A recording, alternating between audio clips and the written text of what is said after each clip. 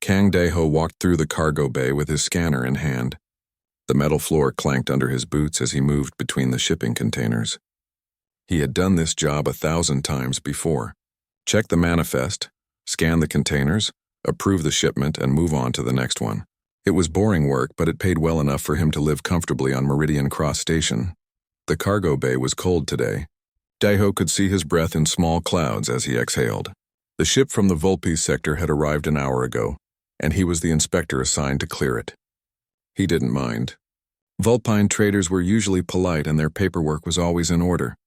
He heard footsteps behind him and turned around. A woman stood near the entrance to the ship.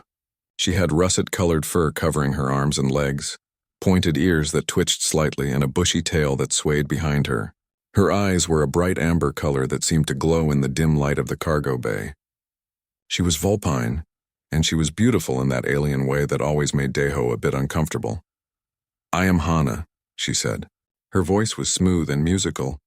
"You are the inspector?" Daeho nodded. "Kang Daeho, I need to scan your cargo containers. Standard procedure."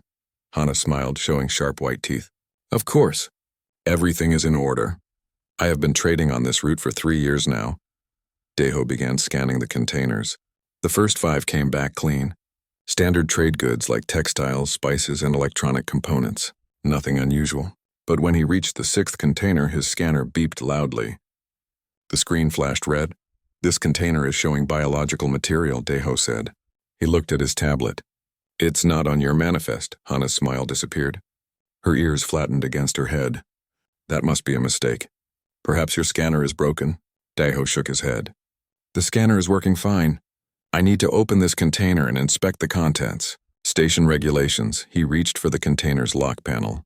Hana moved quickly, faster than Daeho expected. She grabbed his wrist with surprising strength. Her amber eyes were wide with what looked like fear. "Please," she said, "do not open that container. I can explain everything. I can pay you to forget what you saw." Daeho pulled his arm away from her grip. "That's not how this works. If you have unauthorized biological material, I have to report it. Step back, please." He activated the container lock with his access code. The heavy door hissed open. Inside, Daeho saw rows of small cylinders filled with glowing blue liquid. Each cylinder was marked with symbols he didn't recognize. His scanner went crazy, beeping and flashing warnings about genetic material and biotech. "This is illegal," Daeho said quietly. He reached for his communication device to call station security. Hana lunged at him. Her hand knocked the device from his grip. It clattered across the floor and slid under a container. Daeho stumbled backward, surprised by her aggression. She moved toward him, her body low and predatory. Her tail lashed behind her. "I cannot let you report this," Hana said. Her voice was different now, more animal than human. "You do not understand what this means for my people." Daeho raised his hands. "I don't want trouble. Just let me call security and we can sort this out properly." "No." Hana shook her head violently. "They will execute me for this. The matriarchy does not forgive smuggling our genetic material." She jumped at him. Daeho tried to dodge, but she was too fast. They crashed to the floor together. Hana's hands were on his chest, holding him down. He struggled against her, but she was much stronger than she looked. Her face was inches from his, her sharp teeth bared. "I am sorry," she whispered. "I do not want to do this." Then she bit him. Her teeth sank into the soft flesh of his forearm. Pain shot through Daeho's arm and he screamed. The pain was intense, burning like fire under his skin. Hana held on for several seconds before releasing him. Blood dripped from her mouth. Her eyes were wide with shock and horror at what she had just done. "No," Hana said, backing away from him. "No, no, no. What have I done?" Daeho clutched his bleeding arm. The bite marks were deep and blood was flowing freely. He felt dizzy and sick. Through his pain, he saw Hana turn and run. She disappeared into her ship. A moment later, he heard the engine start up. The ship detached from the station with a metallic clang that echoed through the cargo bay. Station alarms began blaring. Security would arrive soon. Daeho tried to stand, but his legs felt weak. The pain in his arm was getting worse. It felt like something was crawling under his skin, spreading from the bite wound throughout his body. He managed to reach his communication device and pressed the emergency button before everything went dark. When Daeho woke up, he was in the station medical center. Bright lights hurt his eyes. A doctor stood over him, scanning his arm with a handheld medical device. The doctor was human, an older woman named Dr. Park. "Welcome back," Dr. Park said. "You had us worried for a bit. How do you feel?" Daiho tried to speak, but his throat was dry. The doctor gave him some water. After a few sips, he could talk. "What happened?" "How long was I out?" "About 3 hours. You lost some blood from that bite wound, but we've cleaned and treated it. The security team found you unconscious in the cargo bay. The Vulpine woman and her ship are gone. They escaped before security could stop them." Daiho looked at his arm. The bite marks were covered with fresh bandages. "It hurts. That's normal. The scans show the wound is clean. No infection, but there's some unusual cellular activity around the bite site. Nothing dangerous. Probably just your immune system responding to alien saliva. We'll keep monitoring it." Dr. Park gave him some medication for the pain and told him to rest. Daiho was released from the medical center that evening. He went back to his small apartment in the station's residential sector. His arm still hurt and he felt exhausted. That night, Daiho couldn't sleep. Every time he closed his eyes, he saw strange images: forests under multiple moons, running on all fours through tall grass, hunting something in the darkness. The dreams felt incredibly real, more like memories than imagination. When he finally woke up, it was morning. Sunlight from the station's artificial sun panels streamed through his window, but something was wrong. The light seemed too bright, almost painful. Daiho could hear everything. The couple arguing 2 apartments away, the hum of the station's air recyclers, footsteps in the hallway outside his door. Every sound was crystal clear and distinct. He got out of bed and walked to the bathroom. When he looked in the mirror, he froze. His eyes were different. They were still brown, but for just a second they flashed amber. The same amber color as Hana's eyes. Daiho blinked and his eyes were normal again. He told himself he was imagining things. It was just the stress from yesterday's attack. The medication Dr. Park gave him was probably causing side effects. But deep down, Daiho knew something was changing inside him. Something that started with that bite. Something that would transform his entire life in ways he couldn't yet imagine. 3 days passed and Daiho's world changed completely. He woke up on the 4th morning and immediately knew something was terribly wrong. His sheets were shredded, torn to pieces by something sharp. He looked at his hands and saw his fingernails had grown longer and harder overnight. They looked almost like claws. He stumbled to the bathroom and splashed cold water on his face. His reflection showed more changes. His eyes had flecks of gold mixed with the brown now. His hair seemed thicker. When he touched his ears, they felt slightly pointed at the tips. This wasn't stress or medication. This was real. Daiho tried to go to work but couldn't focus. Every sound in the station was too loud. He could hear conversations from 50 meters away. The smell of recycled air made him want to gag because he could identify every chemical in it. When a colleague accidentally bumped into him, Daiho moved faster than thought, catching himself before he fell. His reflexes were inhuman now. By lunch, Daiho knew he needed help. He called his friend Yoon Ji-woo, a xenobiologist who worked in the station's research labs. They met in a quiet cafe in the lower levels where fewer people would see them. Ji-woo arrived carrying a small medical scanner hidden in her bag. She was a short woman with sharp eyes and quick hands. She had been Daiho's friend since he arrived on Meridian Cross 5 years ago. "Show me the bite," Ji-woo said immediately. Daiho rolled up his sleeve. The bite wound had healed completely. Not even a scar remained. But the skin around where the bite had been looked different. It had a slight shimmer to it, like light reflecting off water. Ji-woo pulled out her scanner and ran it over his arm. Her expression changed from curious to shocked. "Daiho, this is impossible. What is it?" "Your DNA is changing. I'm seeing genetic markers that shouldn't be there. Vulpine markers. But they're not just mixed with your DNA. They're rewriting it completely. This shouldn't be possible with just a bite." Daiho felt his stomach drop. "Am I dying?" "No, the opposite actually. Your body is accepting the changes and adapting to them. But there's something else here. Something I've never seen before. Your human DNA isn't just accepting the Vulpine genetics. It's improving them, making them better." Ji-woo looked up from her scanner. "I need to run more tests.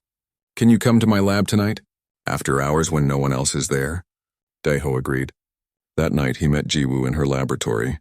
She ran dozens of tests, taking blood samples and tissue scans. Hours passed as she worked at her computer, comparing his genetic data to databases of known species.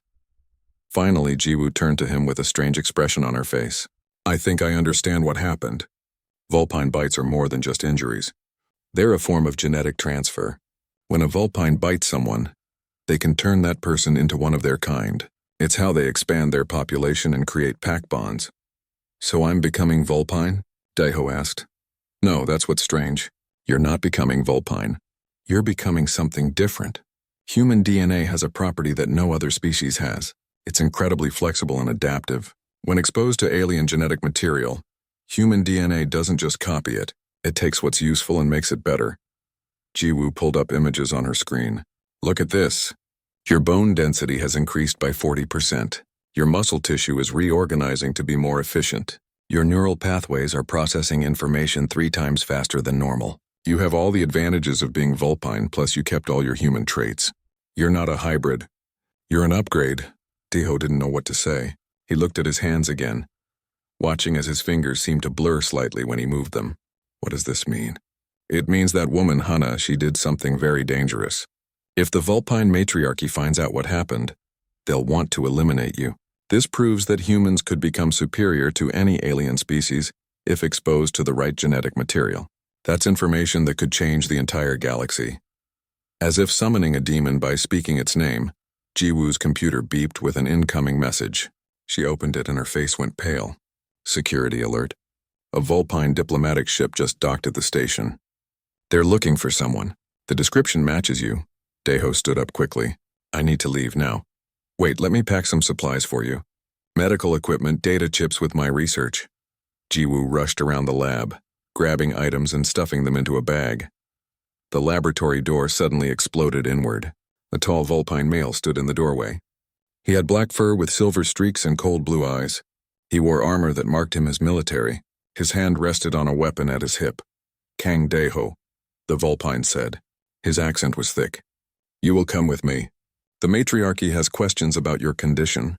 Daiho backed away. I'm not going anywhere with you. The vulpine pulled his weapon, a sleek energy pistol that hummed with power. This is not a request. You are contaminated. You must be eliminated before the contamination spreads. Jiwoo stepped between them. He's done nothing wrong. You have no authority here.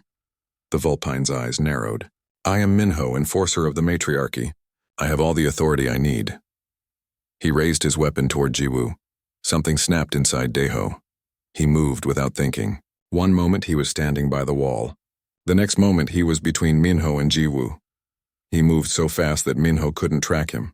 Daiho grabbed the weapon and crushed it in his hand. The metal crumpled like paper. Minho's eyes widened in shock. He threw a punch at Daiho's face. Daiho caught the fist easily. He could see the punch coming before Minho even started moving. Everything seemed to happen in slow motion. Daiho pushed Minho backward. The vulpine flew through the air and crashed into the wall. Run, Daiho said to Jiwoo. Get out of here. Minho recovered quickly. He pulled out a knife and charged at Daiho. They fought in the small laboratory, moving faster than any normal human could follow. Daiho realized he was stronger and faster than Minho. Every instinct told him where to move, how to block, when to strike, but Minho was trained and experienced. He slashed Daiho's shoulder with the knife. Pain bloomed hot and sharp. Daiho stumbled back, giving Minho space to call for backup on his communication device. This isn't over, Minho said. More of my team are coming. You cannot escape all of us. Daiho grabbed Jiwoo's bag of supplies and ran. He burst out of the laboratory and into the station's corridors. Behind him he heard Minho calling for other enforcers. Alarms started blaring throughout the station. Daiho ran faster than he ever had before. His new body moved with incredible speed and grace. He weaved through crowds of people, jumped over obstacles, and navigated the complex station layout by following scents and sounds. He was heading down, toward the lower levels of Meridian Cross where the law didn't reach as easily. His shoulder still bled from the knife wound, but already he could feel it starting to heal. Whatever he was becoming, it was powerful, maybe too powerful, and now everyone would be hunting him. The vulpine matriarchy wanted him dead. Station security would be looking for him soon. He was alone, transformed into something that shouldn't exist, and running for his life into the darkest parts of the station. But as he ran, Daiho felt something unexpected. Not fear, but excitement. His new body felt right, strong, capable. Whatever came next, he would face it. He had no choice now. The bite had changed everything, and there was no going back to the simple life of a cargo inspector. His real journey was just beginning. The lower levels of Meridian Cross were a different world. The lights were dim and flickered constantly. Water dripped from pipes in the ceiling. The air smelled of rust and chemicals. This was the underdock, where smugglers and criminals lived in the shadows beneath the legitimate station above. Daiho had been hiding here for 2 days. His shoulder wound had healed completely, not even leaving a scar. He kept moving, never staying in one place too long. Station security patrols occasionally came down here, but they moved in large groups and made lots of noise. Daiho could hear them coming from far away and easily avoid them. He was sleeping in an abandoned storage room when he heard footsteps approaching. Not security. These steps were light and careful. Only one person. Daiho pressed himself against the wall, ready to run or fight. The door opened slowly. A woman stepped inside, human, with short black hair and tired eyes. She wore a pilot's jacket covered in patches from a dozen different cargo companies. She looked around the room, then directly at where Daiho was hiding. "You can come out," she said. "I'm not here to turn you in. My name is Beck Suman. I hear you need a ride off this station." Daiho stayed still. "How did you find me?" "I make it my business to know what happens in the underdock. Word travels fast down here. Human cargo inspector. Being hunted by Vulpine enforcers probably needs a ship. That's where I come in. Why would you help me?" Suman smiled. "Because I don't do things for free. You need transport. I need payment. 30,000 credits and I'll fly you anywhere in the sector. No questions asked." Daiho stepped out from his hiding spot. "I don't have that kind of money." "Then we have a problem." Suman turned to leave. "Wait," Daiho said. "I have information. Research data about human genetics and alien DNA. It's worth more than credits to the right buyer." Suman stopped and looked back at him. Her eyes showed interest now. "I'm listening." Before Daiho could explain, another voice spoke from the doorway. "That information belongs to the matriarchy." Minho stood there with 2 other Vulpine enforcers. All 3 had weapons drawn. They had followed Suman somehow, or maybe tracked Daiho's scent through the station. Either way, he was trapped. "This doesn't concern you, human," Minho said to Suman. "Leave now and you won't be harmed." Suman raised her hands and backed away. Daiho felt a flash of anger.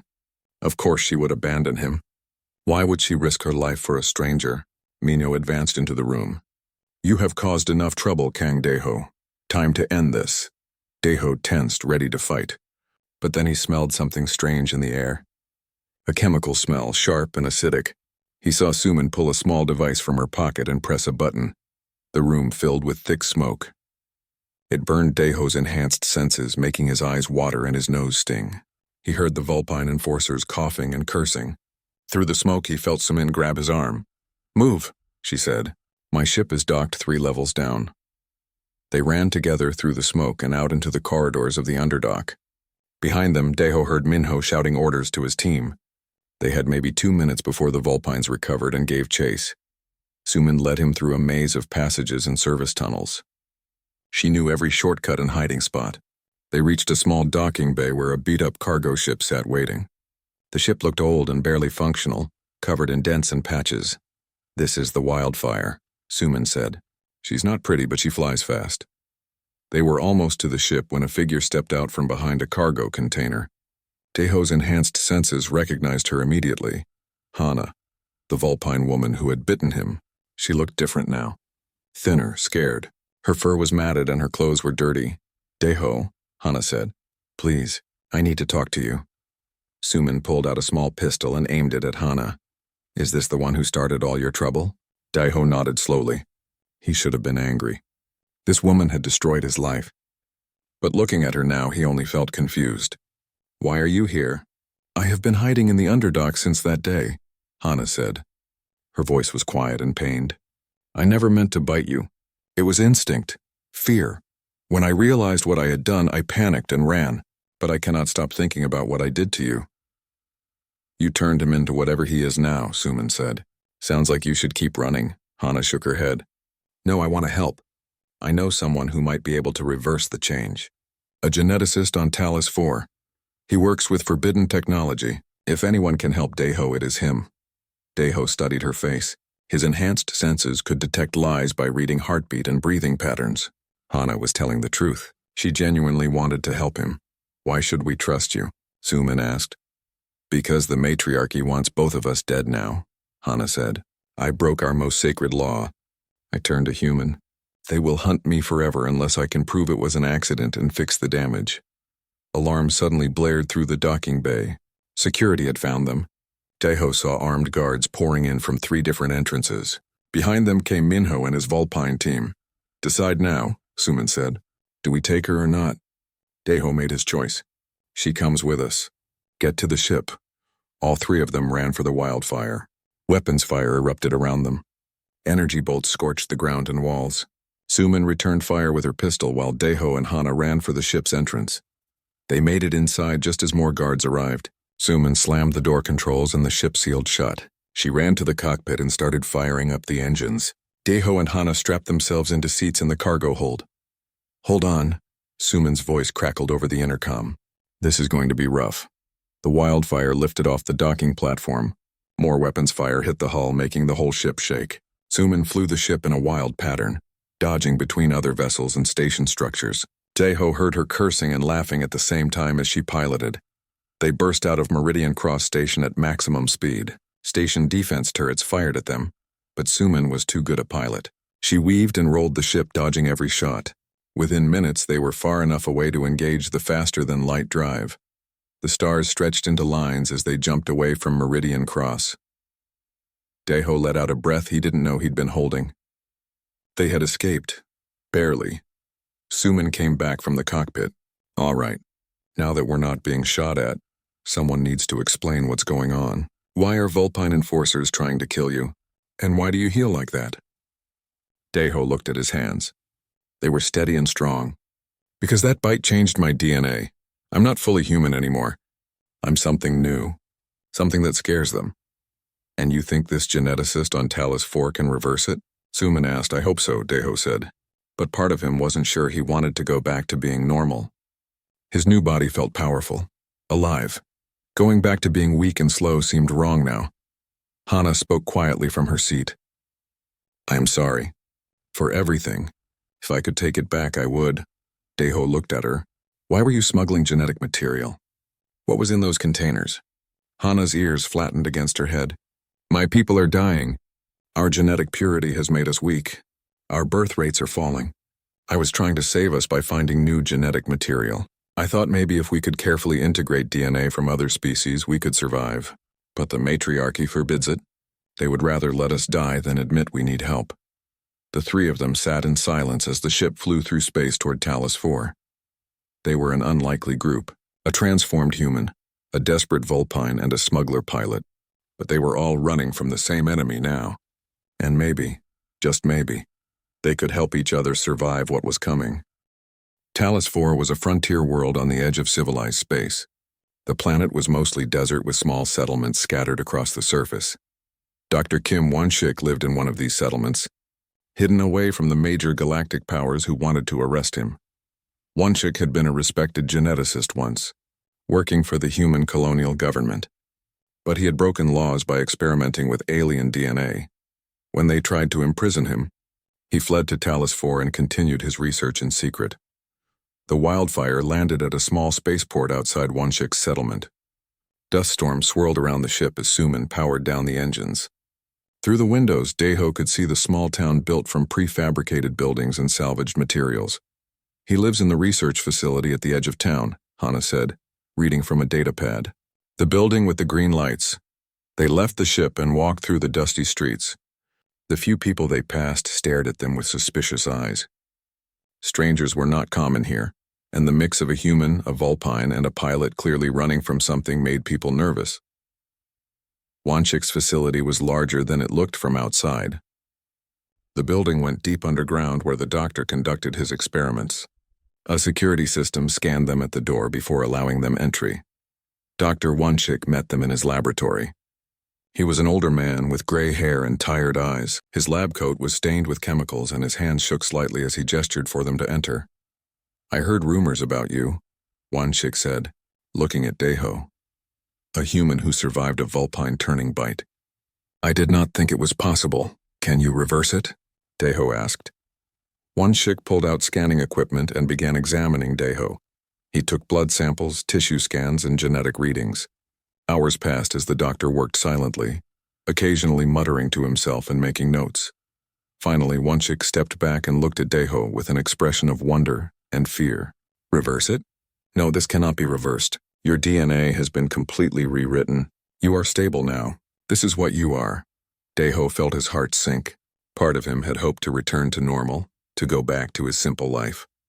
So I'm stuck like this? Stuck? One-Shik laughed, but it was not a happy sound. You do not understand what you are.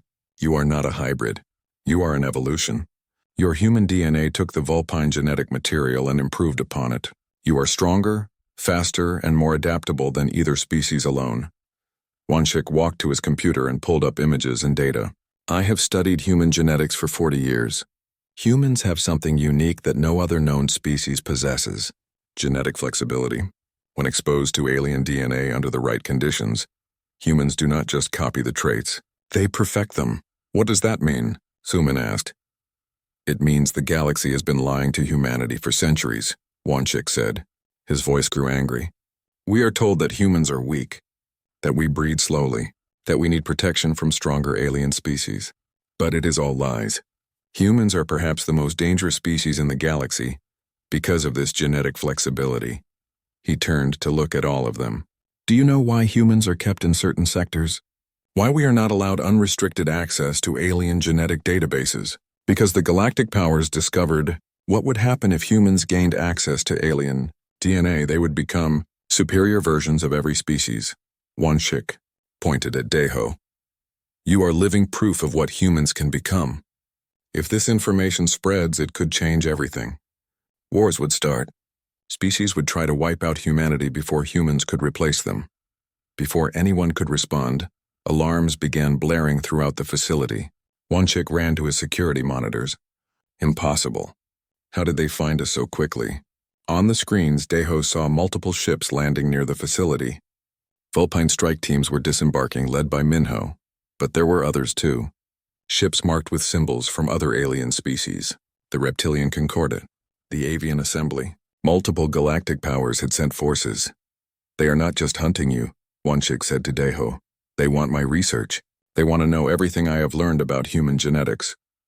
We need to leave now, Suman said. One-Shik shook his head. Too late. They will be here in minutes, but I can save the research. He began frantically copying files onto data chips. My life's work.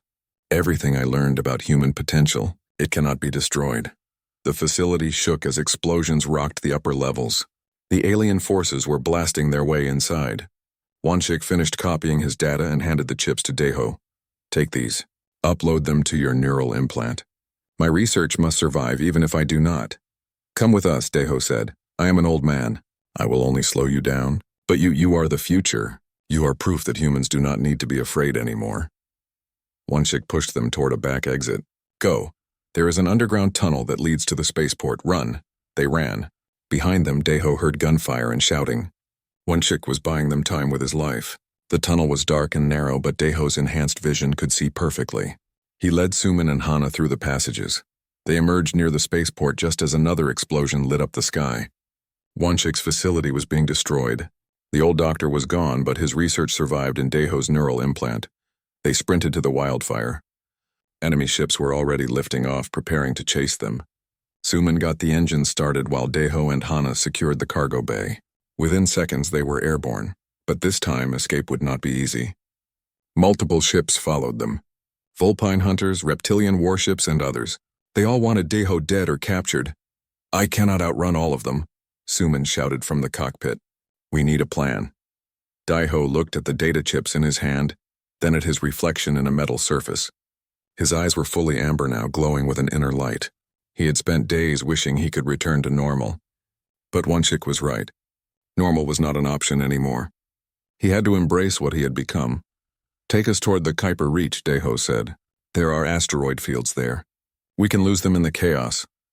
As they flew, Deho began uploading One-Shik's research into his neural implant. Information flooded his mind. Genetic codes, historical records, secret files about humanity's true origin, Everything Wanchik had discovered in 40 years of research. One file made Deho's blood run cold. It was a communication between galactic leaders from 200 years ago. They were discussing the human problem.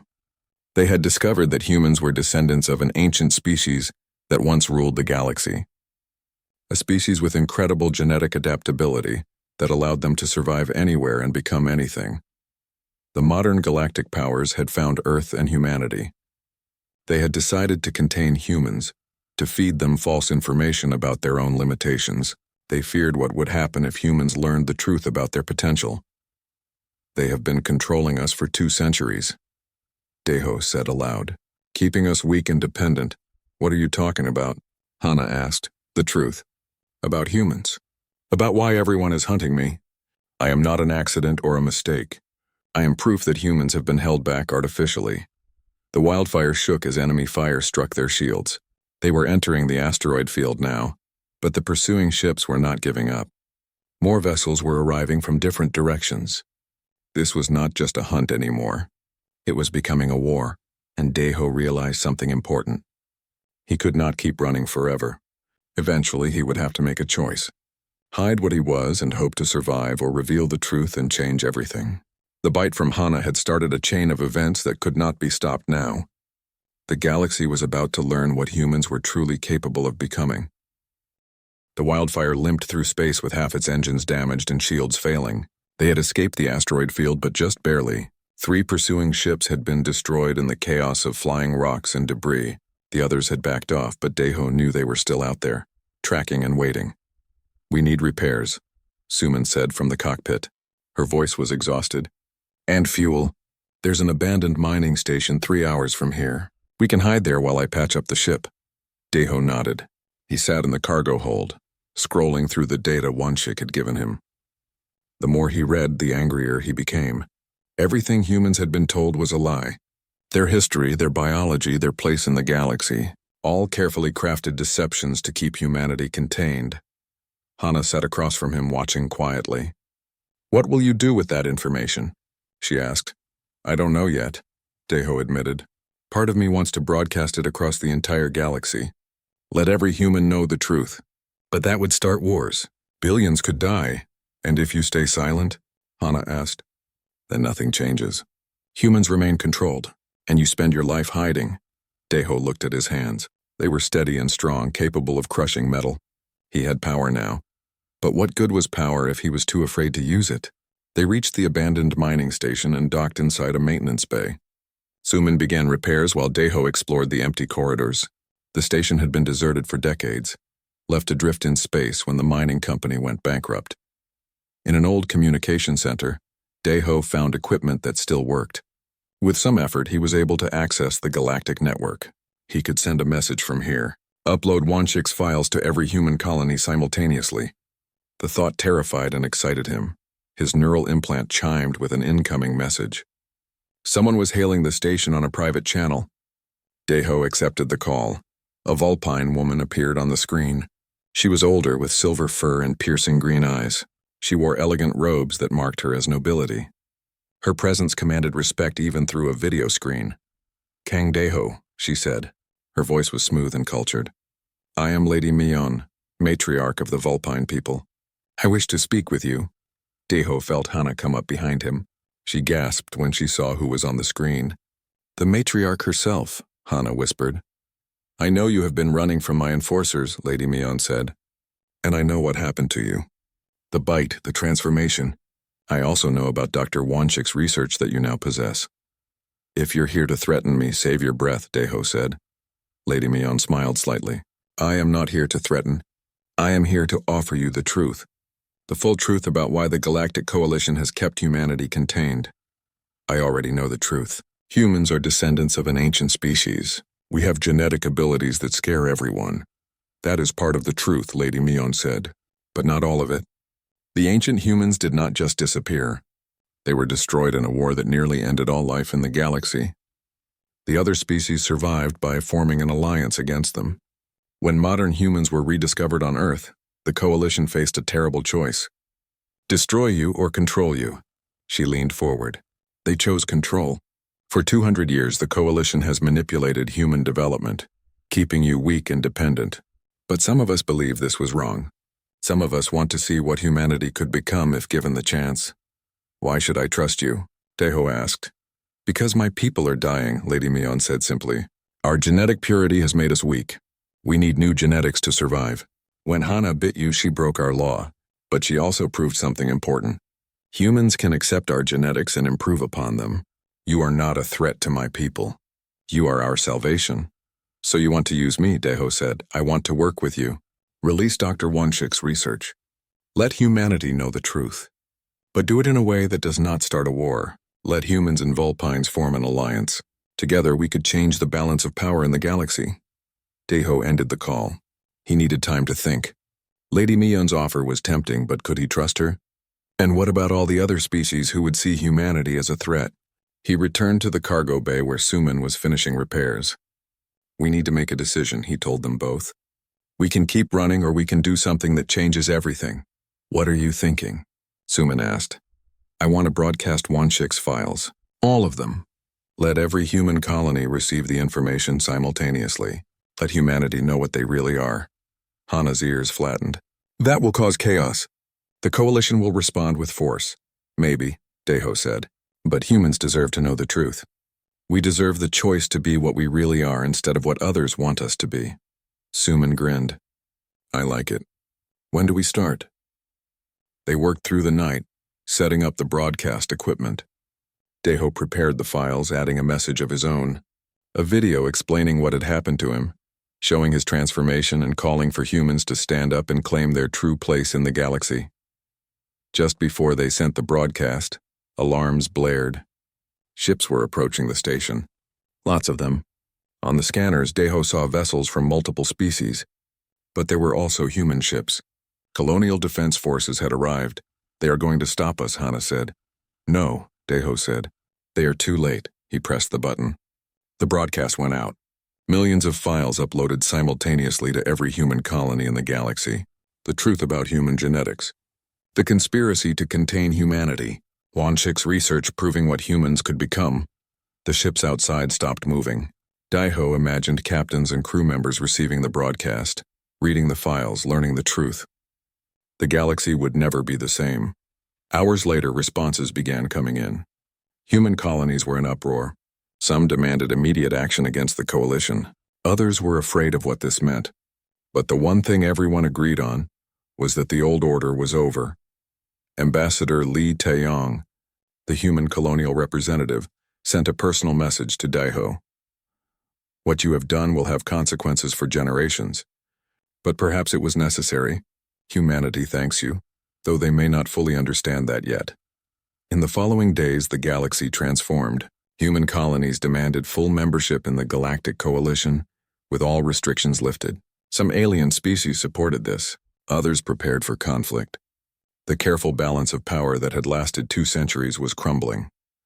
6 months later, Deho stood on a new station that had been built specifically for genetic exchange programs. Humans who wanted to undergo controlled transformations came here. Scientists from multiple species worked together to understand and guide the process. Dozens of humans had already undergone transformations. Some had bonded with Vulpine DNA like Deho. Others had integrated genetics from different species, becoming unique versions of themselves. Each transformation was different, each person becoming something new and powerful. Hana worked alongside Deho as a genetic counselor. She had found redemption by helping others through the process she had accidentally forced on him. The Vulpine matriarchy had pardoned her, seeing the value in her work. Suman ran security for the station. She had declined any genetic modifications, preferring to remain fully human. Someone needs to remember where we came from, she often joked. Deho looked out the observation window at the stars beyond. His amber eyes reflected the light of distant suns. He was no longer the simple cargo inspector he had been. He was something new, something powerful, something the galaxy had tried to prevent. But he was also still human in the ways that mattered. He still cared about people. He still wanted to do what was right. The transformation had given him strength, but it had not changed his heart. A young human woman approached him. She was scheduled for her own transformation tomorrow and looked nervous. Does it hurt? She asked. Tejo smiled. The bite hurts. The change is uncomfortable, but becoming what you were always meant to be, that feels right. The woman nodded and walked away, her fear replaced by determination. Tejo turned back to the window. Out there, the galaxy was changing. Old alliances were breaking. New ones were forming. Humanity was no longer content to be controlled and limited. They were claiming their birthright as descendants of the ancient species that once ruled the stars. Some called it dangerous. Some called it evolution. Tejo called it necessary. He touched the spot on his arm where Hana had bitten him. The wound was long healed, not even a scar remaining. But that bite had changed everything. It had revealed the truth that the galaxy had tried to hide. Humans were not weak. They never had been. They were adaptable, flexible, and capable of becoming anything they needed to be. The Vulpine woman had bitten him expecting to create a problem she could eliminate. Instead, she had awakened something that could not be stopped. Tejo looked at his reflection in the window. His eyes glowed amber in the dim light. He was a symbol now, proof of what humanity could achieve. The responsibility was heavy, but he would carry it, because that bite had not just changed his body. It had given him purpose. He would help guide humanity into its future, whatever that future might be. They had been held back for 2 centuries. Now they were free to become what they were always meant to be.